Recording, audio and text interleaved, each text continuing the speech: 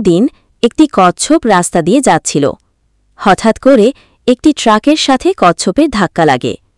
ধাক্কা লাগার পর কচ্ছপটি রাস্তার পাশে রক্তাবস্থায় পড়ে থাকে। রাস্তার পাশে জঙ্গল থেকে একটি খরগোশ তা দেখতে পায়।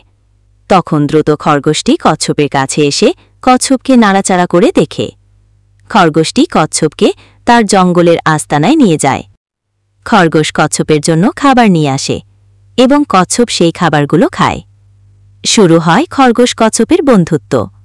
দুজন মিলে জঙ্গলের আস্তানায় একসাথে থাকত। একদিন খরগোশটি খাবার সংগ্রহের জন্য বের হয়।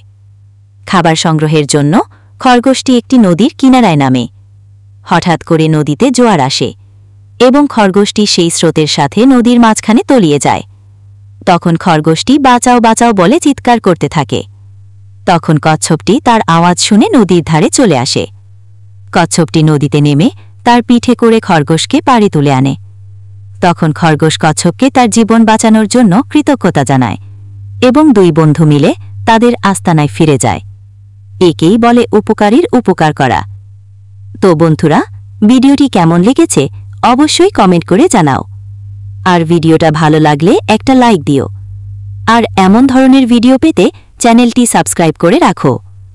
আর তোমরা কেমন ধরনের ভিডিও চাও তা কমেন্ট করে জানাও।